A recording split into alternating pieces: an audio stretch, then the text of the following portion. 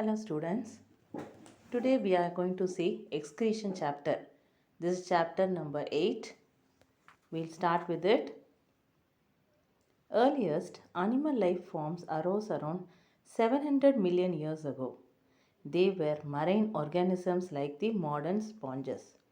Each cell of the modern sponge is surrounded by sea water, but it maintains an intracellular ionic composition different from that of seawater. Okay follow பண்ணுறீங்க இல்லையா? So ஒரு செல்லுலேயும் surround பண்ணியிருக்கிற composition எப்படி இருக்குது அப்படின்னு பார்த்தோன்னா வாட்டர்லேருந்து வேறுபட்டதாக இருக்குது. Evolution led to changes in the organisation of tissue layers followed by formation of specialized external tissue layers. This provided a barrier between the external environment and internal fluid. So இப்போ தண்ணியிலே அது மெரைன்லேயே இருந்தால் கூட அந்த மெரைன் வாட்டருக்கும் பாடி fluid அந்த காம்போசிஷனுக்கும் difference இருக்குது. இது எதனால அப்படின்னாக்க ஒரு பேரியர் ஃபார்ம் ஆகிருக்கு எக்ஸ்டர்னல் என்விரான்மெண்ட்டுக்கும் இது உடம்புக்குள்ளே இருக்கிற அந்த ஃப்ளூயிடுக்கும். ஸோ அதனால் என்னென்னா மிக்சிங் அப் எதுவும் நடக்காமல் இன்டர்னல் ஃப்ளூயிட் அப்படியே செக்ரிகேட்டடாக இருக்குது. Internal fluid resulting in the formation of extracellular fluid. Major changes in osmoregulation and ionic regulation occurred during the evolution of chordates. So maximum சேஞ்சஸ்ன்னு பார்த்தோன்னாக்க கார்டேட்ஸ் அப்படிங்கிறது எப்போ அந்த இனங்கள் உற்பத்தி ஆச்சோ அப்போ தான் osmoregulation and ionic regulations எல்லாம் நடந்தது. The ability to control extracellular fluid composition was essential for the diversification of animals to inhabit brackish water. So brackish வாட்டரில் வாழறதுக்கு அதுங்களுக்குரிய அந்த அடாப்டேஷனை கொடுக்கறது. Not only brackish water, fresh water and land. Animals that invaded land, so லேண்டில் வாடுற அனிமல்ஸ்லாம் had the risk of desiccation and were unable to excrete metabolic waste directly into the water. So லேண்டில் வாழக்கூடியது அப்படியே இந்த மெரைனில் அந்த பிராக்கிஷ் வாட்டர் ஃப்ரெஷ் வாட்டரில் இருக்கிற animals மாதிரி இல்லாமல் excretion அதுங்களுக்கு டைரெக்டாக வாட்டரில் நிகழாமல் இருந்தது. Hence there was a need for an alternate pathway to dispose the nitrogenous waste. So உடம்புல இருக்கிற நைட்ரோஜீனஸ் வேஸ்டெல்லாம் எக்ஸ்க்ரீட் ஆகிறதுக்கு டிஃப்ரெண்ட் பாத்வே தேவைப்பட்டது.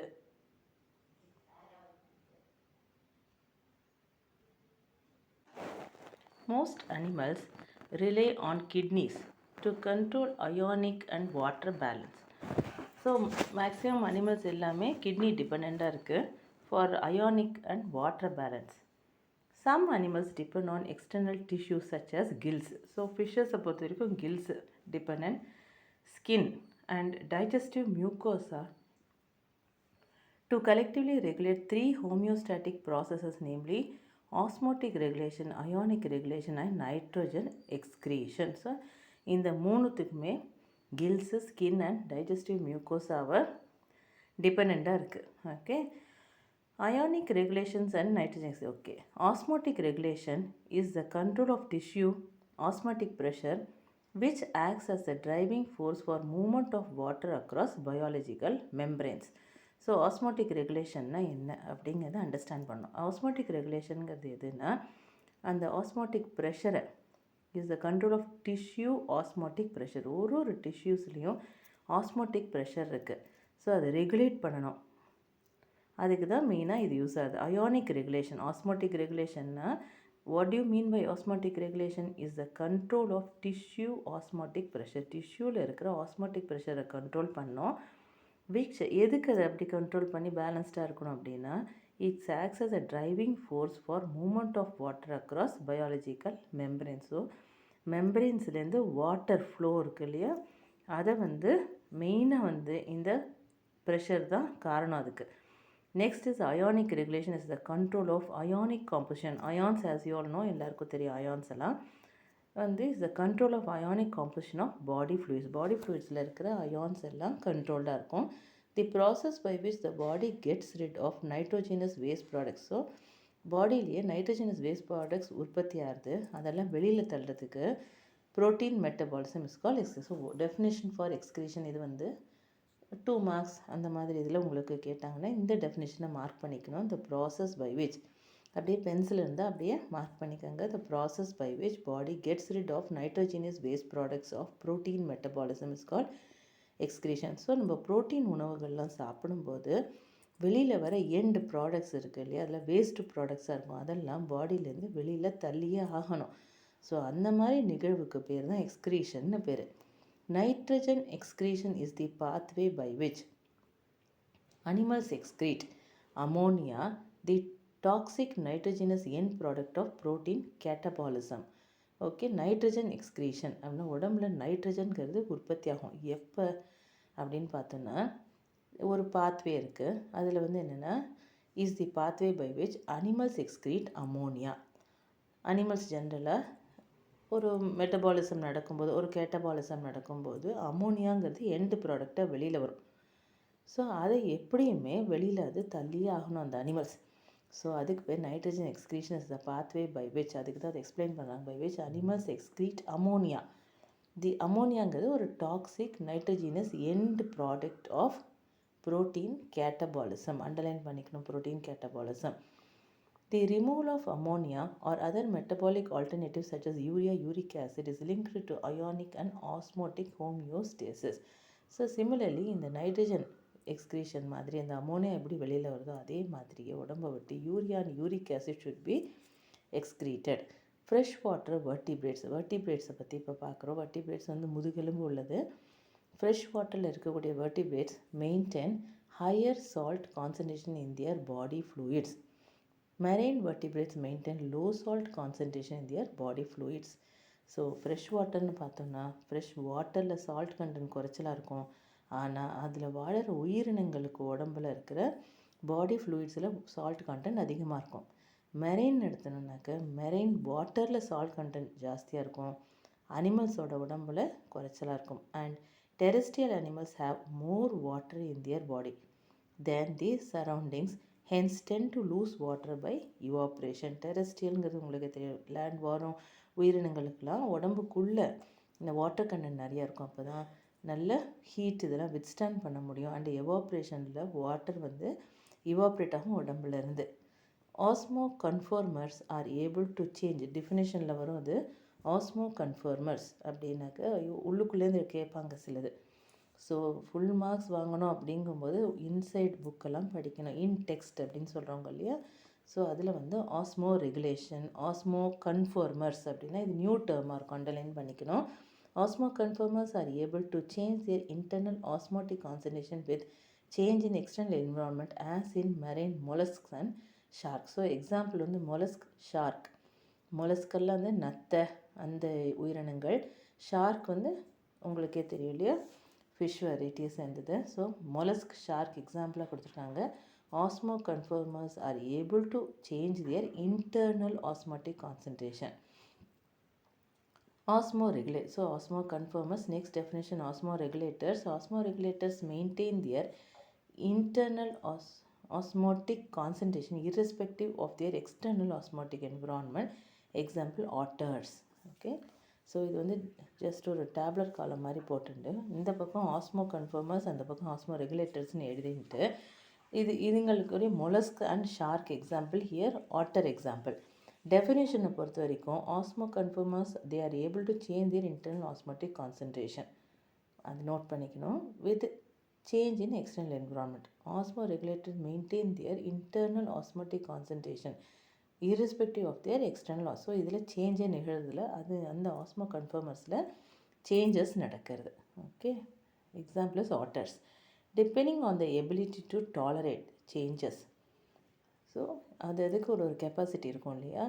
Ability to tolerate the changes in the external environment. Animals are classified as stenohaline and euryhaline. Again ரெண்டு difference வருது, stenohaline and euryhaline. Osmoconformers அப்படின்னாக்க change பண்ணிக்கும், external என்விரான்மெண்ட்டில் எப்படி கான்சன்ட்ரேஷன் இருக்கோ அதே மாதிரி இன்டர்னலில் மாற்றிக்கும். ஆஸ்மோ ரெகுலேட்டர்ஸில் they will not change their internal osmotic concentration with respective of the external one. Example ஆட்டர்ஸ்ன்ட்டு. அதுக்கப்புறம் என்ன சொல்கிறோன்னாக்கா ஸ்டீனோஹாலைன், யூரிஹாலைன்னு ரெண்டு விதமாக அனிமல்ஸை பிரிக்கிறாங்க, depending upon there ability to tolerate the changes in external environment. Stenohaline animals can tolerate only narrow fluctuations in the salt concentration, example goldfish. So salt concentration to limited extent தான் இதை tolerate பண்ணும் goldfish. Where is euryhaline animals are able to tolerate wide fluctuations in the salt concentration, example artemia, tilapia and salmons. So 3 examples வருது, tilapia, salmons, artemia. Okay, இந்த difference பார்த்துக்கணும். Major nitrogenous waste products are ammonia, urea, uric acid. Other waste products of protein metabolisms are trimethylamine oxide in marine teleost, guanine in spiders, hippuric acid, allantoic acid, ornithuric acid, creatinine, purines, pyrimidines and pterines. So இதெல்லாம் excretory waste ப்ராடக்ட்ஸில் வரக்கூடிய list இதெல்லாம். So major waste products, nitrogenous waste ப்ராடக்ட்ஸ்னால் என்னென்னு first தெரிஞ்சினா தான் லெசனுக்குள்ளே போகும்போது we can understand easily. So நமக்கு இது படித்ததில் அமோனியா பார்த்துட்டோம், யூரியா, யூரிக் ஆசிட் நம்ம நோட் பண்ணிட்டோம். இதுக்கப்புறம் வருது என்னென்னா ப்ரோட்டீன் மெட்டபாலிசத்தில் சில வேஸ்ட் ப்ராடக்ட்ஸ்லாம் வருது. அது வந்து டிஎம்ஓ, ட்ரைமெத்தில் அமினோ ஆக்சைடு. அது வந்து எதுலலாம் marine teleost. Okay, marine teleost, guanine in ஸ்பைடரை பொறுத்த வரைக்கும் குவானின்ற கெமிக்கல் எக்ஸ்க்ரீட் ஆகுது. Hippuric acid, allantoic acid, ornithuric acid, creatine, purine, pyrimidine and pterines. இந்த லிஸ்ட் எல்லாம் நோட் பண்ணிக்கணும். Next comes modes of excretion. So வெவ்வேறு மோட்ஸ் இருக்குது எக்ஸ்க்ரீஷனில், அதெல்லாம் என்னென்னு பார்க்க போகிறோம். Excretory system helps in collecting nitrogenous waste and expelling it into the external. So excretory சிஸ்டமோட மெயின் ஃபங்க்ஷனே உடம்புலேருந்து வேஸ்ட் ப்ராடக்ட்ஸ் எல்லாத்தையும் கலெக்ட் பண்ணி என்விரான்மெண்ட்டில் அதை எக்ஸ்க்ரீட் பண்ணுறது தான். Animals have evolve different strategies to get rid of these nitrogenous waste. Ammonia produced during amino acid breakdown is toxic, hence must be excreted either as ammonia, urea or uric acid. So அம்மோனியாங்கிறது முன்னாடியே பார்த்தோம், amino acid break டவுனில் கடைசியில் என் ப்ராடக்டாக வரக்கூடிய it should be excreted from the body either in the form of ammonia, urea or uric acid. Type of nitrogenous end product and animal excretes depends upon the habitat of animal. So எந்த type அவர் choose பண்ணோம் அப்படின்னா அனிமலோட வாழும் இடத்தை பொறுத்தது. Ammonia requires large amount of water for its elimination, whereas uric acid, being the least toxic, can be removed with the minimum loss of water. Urea can be stored in the body for considerable period of time as it is less toxic and less soluble in water than ammonia. So மூணுக்கும் difference கொடுத்துட்றாங்க. அம்மோனியாங்கிறது எப்படி excrete ஆகும்னா நிறைய water surrounding இதில் ஏரியாவில் இருக்கணும். And uric ஆசிடை பொறுத்த வரைக்கும் மினிமம் லாஸ் தான். அண்டு யூரியா வந்து பாடியிலே இருக்கலாம், ஏன்னா அது less toxic. Animals that excrete most of its nitrogen in the form of ammonia are called ammonoteles. So excretion maximum வந்து எக்ஸ்க்ரீட்டரி ப்ராடக்ட் வந்து அமோனியாவாகவே எக்ஸ்க்ரீட் பண்ணுறது ஒரு அனிமல் அப்படின்னா அதுங்களெல்லாம் வந்து அமோனோடீல்ஸ் அப்படின்னு சொல்லுவோம். ஸோ அமோனோடீல்ஸ்னால் இந்த டேர்ம் நியூவாக இருக்கும். ஸோ இது என்னென்ன அப்படி புரியல அப்படின்னாக்க இதை படிச்சுக்கணும். Animals that excrete most of its nitrogen in the form of. So உடம்புல வந்து நைட்ரஜன் உற்பத்தி ஆகுது, அதெல்லாம் அமோனியா ஃபார்மில் வெளியேற்றக்கூடிய எல்லா அனிமல்ஸுக்கும் பேர் ammonoteles. Many fishes, aquatic amphibians and aquatic insects are ammotelic. Examples இருக்குது. ஸோ டெஃபினேஷன் எழுதி along with that you should write the examples. In bony fishes, ammonia diffuses out across the body surface or through gill surface as ammonium ions. Reptiles, birds, land snails and insects excrete uric acid crystals with a minimum loss of water and are called uricoteals. So ammonoteles படுத்தாச்சு. அடுத்து யூரிகோடீல்ஸை பொறுத்த வரைக்கும் excrete uric acid crystals. Uric acid, as we saw before, minimum water requirement is needed. So அதுக்கு பேர் uricoteles. Terrestrial animals less toxic urea. Terrestrial அனிமல்ஸை பொறுத்த வரைக்கும் urea is less toxic uric acid are produce to conserve water. Less toxic urea and uric acid are produce to conserve water. டெரஸ்ட்ரியலில் இருக்கிறதுனால excretory ப்ராடக்டில் நிறைய water wastage இல்லாமல் இருக்கும். அதனால் excretion வந்து மெயினாக யூரியா அண்ட் யூரிக் ஆசிட் ஃபார்மில் தான் இருக்குது. Mammals and terrestrial amphibians mainly excrete urea and are called ureoteals. Mammals and terrestrial amphibians மெயினாக amphibiansனாக்கா வந்து frog mainly excrete urea and are called ureoteals. Earthworms while in soil are ureoteals and when in water are ammonoteals. earthworm ரெண்டு விதமாக இருக்குது.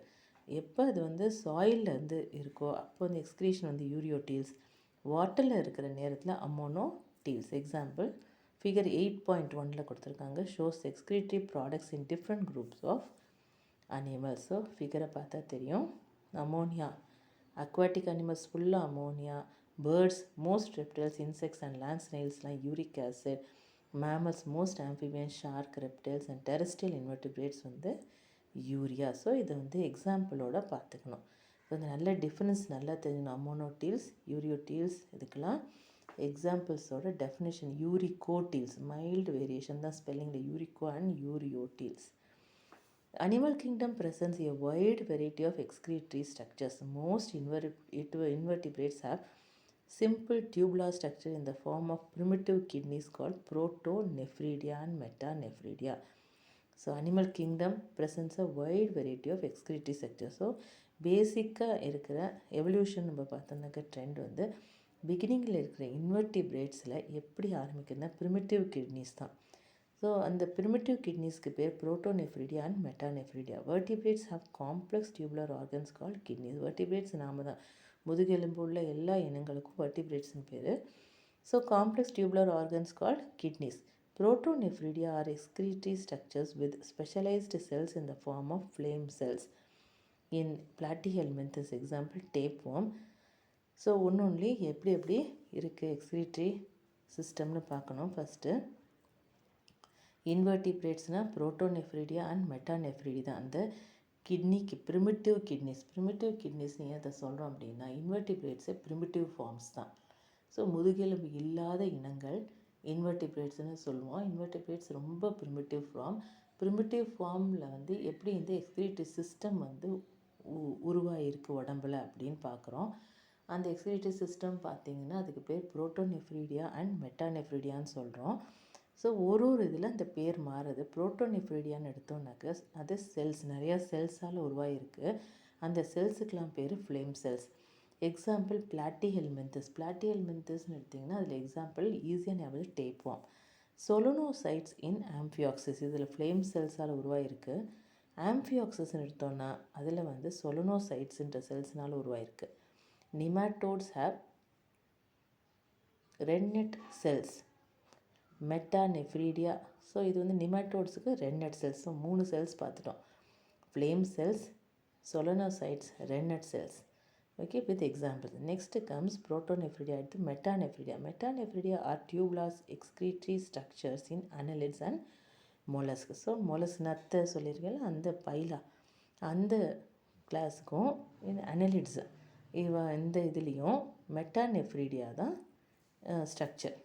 Malphizian tubules are the excretory structures in most insects. பூச்சிகளை பொறுத்த வரைக்கும் Malphizian tubules. Antennal gland or green glands perform excretory functions in crustaceans. Crustaceansனால் crab varieties, full crab அதெல்லாம். அந்த crustaceansை பொறுத்த வரைக்கும் antennal organ or green gland plays the excretory function like prawn. Okay, crustaceansல prawn ஒரு example. Vertebrate kidney differs among taxa in relation to environmental conditions. Nephron is the structural and functional unit of kidneys. Reptiles have reduced glomerulus or lack glomerulus and Henle's loop. Reptiles, vertebrates வந்துடும். வெர்டிபிரேட்ஸை பொறுத்த வரைக்கும் kidneys தான். And வந்து nephron is the structural and function unit of kidneys. So முக்கால்வாசி எல்லா வெர்டிபிரேட்ஸ்க்கும் nephron உண்டு.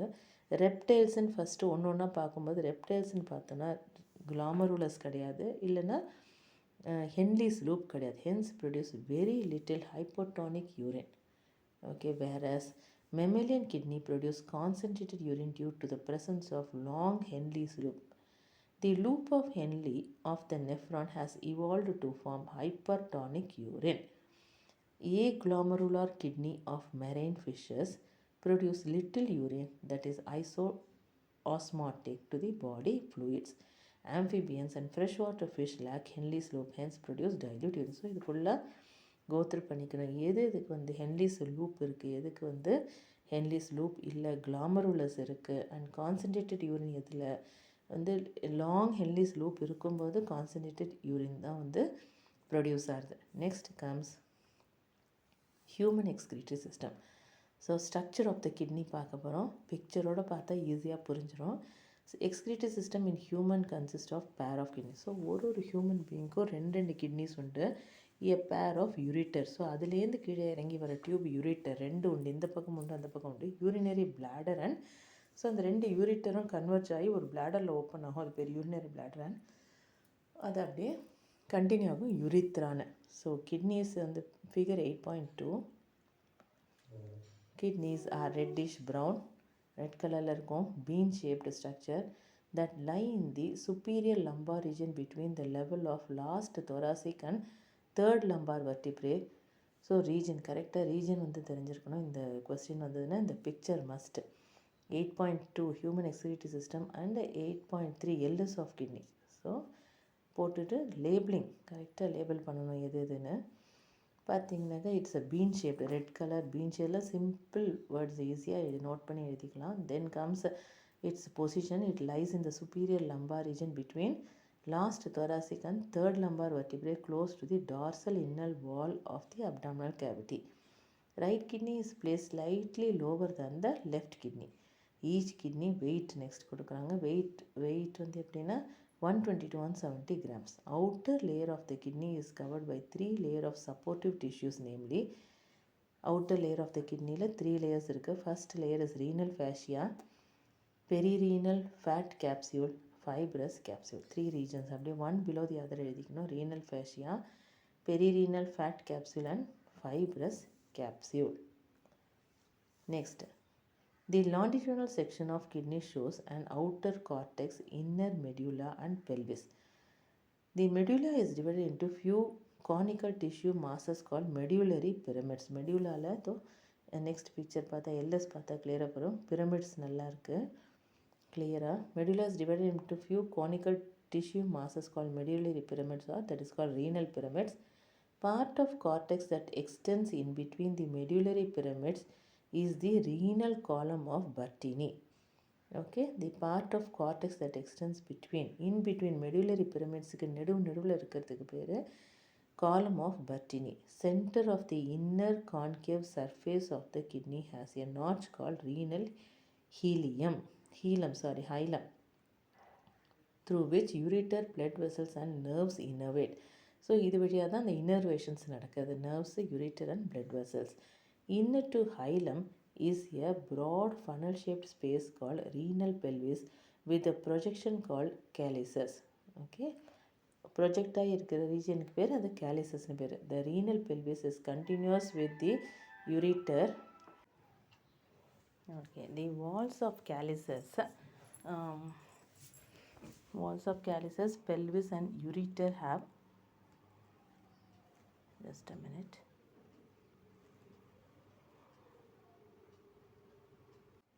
The pelvis and ureter have smooth muscles which contracts rhythmically. The calyces collect the urine and empties into ureter, which is stored in the urinary bladder temporarily. Urinary bladder opens into the urethra through which urine is expelled out. So stored அந்த சோக்கலை அந்த மாதிரி filter ஆகி வர urinary பிளாடரில் store ஆகிட்டு அவ்வளோதான், it is expelled out through urethra. இது வரைக்கும் கிளியராக இருக்கும்னு நினைக்கிறேன். எனி டவுட்ஸ் வந்து நீங்கள் வந்து feel free to ask. Okay.